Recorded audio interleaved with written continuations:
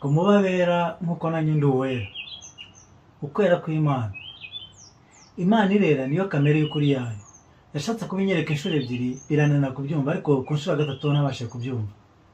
Kwera bivuga kuba uwera nta nenge na mba, nta kibi nta n'icyaha kiba mu Mana. Ukwera kw'Imana kurenza uko ibiremwa ndetse kurenza n'imyumvire yacu. Nk'abana b'Imana duhamagariwe kuba bera nkayo mu mibereho yacu, mu rukundo no mu kumvira. Reka mbasobanure uko nabisobanukiwe. Nari mpagaze ahantu ndi gutekereza ku Mana, ibitekerezo numva byinjiye ahantu nsa nk'uri kubona akantu kameze nka filime gutya. Nabonye umuntu utagira amakemwa wari ufite kwihangana kwinshi, kandi hari undi wari warakaye arimo kwangiza ibintu bya wundi wa mbere. Yagiye gusingira umwana we, undi araza aramumwaka aramuhungana. Undi asingira intebe arayivuna, afata ibintu akubita hasi, afata ibintu akubita hariya. Wa wundi witonda akaza kongera akabiterura, kongera akabihagarika, cyangwa akanongera akanabisubiranya. Mbese adahanganye na wa wundi mubi, kandi mu maso ye hakeye nta burakari, nta n'umubabaro, ndetse wagira ngo nta n'icyabaye. Ntiyigeze arwanya wa wundi wamwenderezaga, ntiyigeze anamurakarira. Ngiye kubona numva ibitekerezo byanjye byinjiye muri Bibiliya ukuntu ngenda nibuka imirongo igenda yihuza. Noneho ntangira kubibona ko ari Imana natekerezaga. Reka mbasangize rero iyo mirongo. Izina ry'iyi nkuru turaryita ngo mube abera nk'uko ndi uwera, cyangwa se mube abakiranutsi nk'uko So wo mu ijuru akiranuka. Muri Matayo ibice 5:43 kugeza ku 48, ngo mwumvise ko byavuzwe ngo ukunde mugenzi wawe wanga umwanzi wawe. Ngo ariko ngenda babwira nti nimukunde abanzi banyu, musabire ababarenganya, nibwo muzaba abana ba So wo mu ijuru. Kuko ategeka izuba rye kurasira ababi n'abeza, kandi abakiranutsi n'abakiranirwa akabavubira imvura. Nimukunda abakunda gusa muzahembwa iki? Mbese abakoresha ikoro ntibagira batyo? Nimuramutsa bene wanyu bonyine, kandi se abandi mubarusha iki? Mbese abapagani nabo ntibagira batyo? Namwe mube mukiranutse nk'uko So wo mu ijuru akiranuka. Aha Yesu niwe uri kuvuga nyine, ari kutugereranyiriza uko Imana imeze, akatubwira ko tugomba gukunda abatwanga kuko nayo ikunda abayanga. Ngo nibwo tuzaba dukiranutse nkayo. Mbese twere tudafite mu maso hijimye, tutarakazwa n'ikibi, tudashiturwa nacyo ngo tugihe umwanya mu mutima wacu, ahubwo tugira neza abantu bose. Abakoresha koro n'abapagani bafatwaga nk'abanyabyaha, kandi koko niko biri. None se iyo ukunze ugukunda gusukanga ukwanga, uba urushije iki umuntu utazi Imana ko nawe ibyo ngibyo bishobora? Ngo ahubwo dukunda abatwanga nk'uko Imana ibakunda, igakomeza kubagaburira no kubaha imigisha yose kandi bayanga, ahubwo ugasanga banamerewe neza cyane kurusha bamwe na bamwe. Imana ntikangwa n'ikibi ngo ihinduke mu mutima wayo ifata icyemezo kibi. Ati ahubwo mugire umutima wera nk'uko n'Imana yera. Bihuza na wa muntu nabonye ndi gutekereza wari ufite kwihangana kwinshi cyane. Yarahohoterwaga, ariko ukwihangana kwe ni guhinduka. Yohani ibice 6:64, ngo ariko hari bamwe muri mwe batizera, kuko uhereye mbere na mbere Yesu yarazi abatizera bariwe n'uwo uzamugambanira uwo ari we. Yesu ntabwo yatwigishaga kuba bera gusa, ahubwo nawe yari uwera, niko yabagaho. Yabanaga n'abantu batamwizeraga, agakora ibitangaza byinshi bitigeze gukorwa n'undi muntu uwo ari we wese ngo bahinduke imitima yabo, ariko wapi ntibamwizere. Ibyo rero ntibyamurakaje, yakomeje kubera imbuto nziza kuko ari uwera nyine. Mu ntumwa ze harimo Yuda Iskariyoti, wari umujura nk'uko byanditswe muri Yohani ibice 12:6, kandi Yesu yari abizi neza ko yibaga, arabizi ko ari nawe uzamugambanira ngo yicwe, ariko ntigeze amwanga ngo amurakarire abamwereka kugeza bibaye, ahubwo yakomeje gufata neza Yuda nk'abandi bose.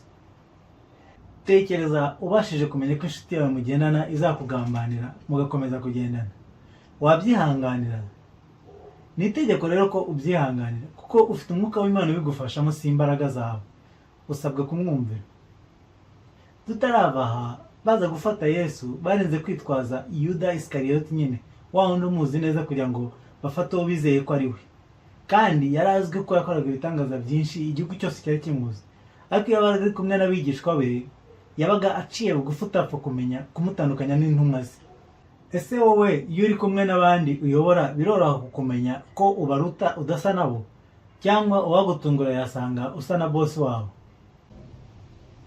Matayo ibice 13 umurongo 28 kugeza ku 29. Ati umwanzi wanjye niwe wagize atyo.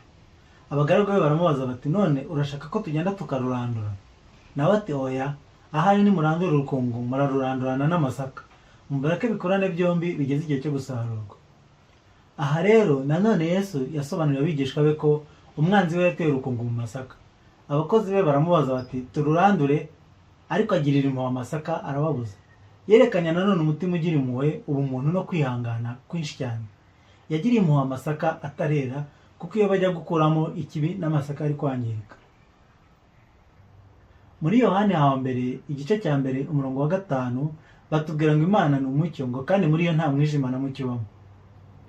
Muri Yohani wa mbere nanone ibice 4 umurongo wa 8 bakatubwira ngo udakunda ntazi Imana, kuko Imana ari urukundo. Mu Bakorinto wa mbere ibice 13 umurongo wa 4 kugeza ku wa 7 Paul adusobanurira iby'urwo rukundo ari rwo Mana nyine, kuko tubisoma muri Yohani wa mbere igice cya 4 umurongo wa 8. Adusobanura uko urukundo rwuzuye, uko Imana iteye mbese muri make. Ati urukundo rurihangana rukagira neza. Urukundo ntirugira ishyari.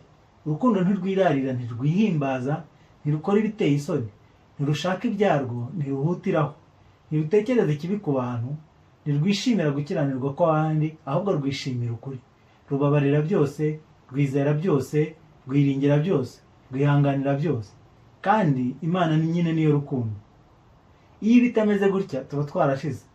Uzitegereza ukuntu dutsindwa n'icyaha inshuro nyinshi ariko ntitureke.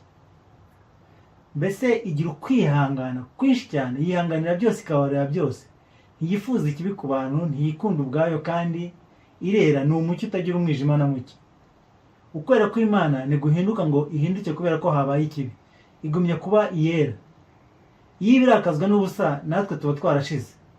Uku rero niko ishaka ko natwe tumera, kugira ngo tubashe gutsinda ibitugerageza, mbese tubashe gutsinda ibigeragezo byose, nuko tutashiturwa n'ikibi. Mu mirongo ibanziriza iyi haranditse ngo niyo naba mvuga indimi z'abamarayika, mfite impano yo guhanura, mfite ubwenge bwose, mfite ukwizera kuvanaho imisozi, nta rukundo ntacyo naba ndicyo. Ngo niyo natanga ibyanjye byose nkabiha abakene, nkitanga ngo bantwike, ngo ngirire neza abandi, nta rukundo nta kintu byaba bimaze. Ibi bikorwa avuze byo kwitangira abakene n'abandi ni iby'urukundo, ariko si urukundo rwa nyarwo, kuko urukundo rwa nyarwo ruva ku Mana. Rubabarira byose, rwihanganira byose, ntirugira ishyari, ntirugira ikibi namba muri rwo. Urukundo rwa nyarwo rurera cyane, nta kwijima namba, nta busembwa bubamo, kandi nyine niyo Mana, kandi nayo ni uko iduhamagara ngo tumere nkayo. Iyo dusomye muri Samweli wa mbere ibice 13 umurongo wa 14 no mu byakozwe n'intumwa ibice 13 umurongo wa 23 dusangamo Dawidi Imana yaramushimye kuko yari afite umutima nk'uw'Imana ishaka. Dawidi rero niki yakoze kugira ngo Imana ishime umutima we? Dawidi yerekanye kwera nk'uko Imana, ubwo yasigwaga amavuta y'ubutore akagirwa umwami wa Isirayeli, kandi umwami Sawuli uwo yagombaga gusimbura akiriho. Ndetse Dawidi akamubera umugaragu, ntiyahinduka ngo amugirire ishyari. Sawuli abimenye ko umugaragu we Dawidi ari uzamusimbura, agerageza kumwica inshuro nyinshi, ariko Dawidi akamuhunga. Ndetse hari naho Dawidi ubwe yabonye amahirwe yo kwica Sawuli, ariko arabyanga. Dawidi yizeraga ko Imana ubwayo ari izamwivaniraho. Reka rero tugaruka kuri Matayo ibice 5. Yesu aratwigisha icyo Imana ishaka iyo ivuze ngo mube abera nk'uko ndi uwera. Aratwigisha kugira umutima uboneye, utagira inzika ngo uhangane n'abakurwanya, umutima udahunga abagizi ba nabi, ahubwo wihanganira ikibi ugirirwa. Matayo ibice 5 umurongo wa 39 kugeza ku 42. Umutwe w'inkuru uvuga ngo ntukihorere. Urumva nyine baracyatwigisha kubasha kwihanganira ikibi, kugerageza kwihanganira ikibi kugira ngo kitadutsinda, kuko iyo dutsinzwe n'ikibi dukora icyaha. Ngo ariko njyewe ndababwira kutabuza umuntu we kubagirira nabi. Ugukubise urushyi mu musaya w'iburyo umuhindure n'uw'ibumoso. Umuntu nashaka kukuburanya ngo gutwara ikanzu yawe, umuhe n'umwitero. Ugutegetse kujyana nawe mu gitingi kimwe, umujyane no mu cya kabiri. Ukwaka umuhe, kandi ushaka kugutira ntumutere umugongo. Umuntu umeze gutya ni ufite umwuka w'Imana, umwe nyine ufite imbuto z'umwuka, zimwe dusanga mu Bagalatiya ibice 5 umurongo wa 22 kugeza ku 23. arizo urukundo, ibyishimo, amahoro, kwihangana, kugira neza, ingeso nziza, gukiranuka, kugwa neza no kumenya kwifata. Uko rega niko umuntu yari yaremwe mu rukundo. Nimwibuka se ko Imana yabumbye umuntu mu mukungugu wo hasi yarangiza ikamuhumekiramo umwuka w'ubugingo, ari umwuka uva ku Mana nyine, kugira ngo ase nayo agire ishusho yayo, yihangane nkayo, agire neza nkayo. Imana yari ishaka ko tuba bera nk'uko nayo ubwayo yera. Ishaka ko tuba indakemwa nk'uko Imana nayo ubwayo ari indakemwa, ndetse kugira umutima nk'uwayo utarimo ikibi ngo uhangane n'ikibi, ngo wanjye abakwanga, ngo usuhuze inshuti zawe gusa ntusuhuze abakwanga, ahubwo ugire mu maso hatarakaye, wihanganire byose n'abakugirira nabi. Tugire itandukaniro mu myitwarire yacu, itandukanye n'abatumvira Imana, dukora ibyo Imana ishaka. Niba se dukora ibyo abatumvira Imana babasha gukora, twaba tubarusha iki? Twaba twarakirijwe iki se niba twitwara nk'abatumvira Imana? Yesu ashaka ko tuba abagwaneza boroheje mu mutima, tukamera nkawe kuko nawe niko ari. Tukemera umwuka w'Imana kwera imbuto muri twe, tugatsindisha ikibi cyiza. Ndabyizera ko bishoboka cyane, kuko Imana itadusaba ikintu kidashoboka. Yarabidusabye kandi ntiyadusaba ikintu nyine kidashoboka. Ukwera n'ubutungane cyangwa se n'ubudakemwa birashoboka ku bubasha bw'imbaraga z'Imana. Niyo mpamvu yaduha imbaraga z'umwuka wayo kugira ngo tubashe kwihangana tudatsinzwe, tumenye kwifata mu gihe duhemukiwe, tugire ubugwaneza, umugiraneza, ingeso nziza, ngo tube abera abaziranenge. Yaduhaye amahoro n'ibyishimo kugira ngo tubashe guhagarara tudatsinzwe mu kibazo icyo ari cyo cyose. Nuca bugufi, umwuka azakuzwa muri wowe, wera imbuto z'umwuka. Nudaca bugufi kandi, kamere muri wowe izakura, uzimye umwuka ukurimo. Bidusaba gukurikira ibyo Yesu yatwigishije, tukiyanga, tukikorera umusaraba wacu, tugaca bugufi, tukumvira, tukaba mu mwuka, tukagendera mu mwuka. Umwuka w'Imana azigaragaza muri twe, yera imbuto zo kwihangana nyine. Tugomba kandi kwizera Yesu Kristo, kuko dushobozwa byose nawe uduha imbaraga. Mureke rero tube abera nk'uko Data wo mu ijuru ari uwera, tube abaziranenge nk'uko ari umuziranenge. Imana ibahe umugisha kandi irusheho kubambika imbaraga z'umwuka.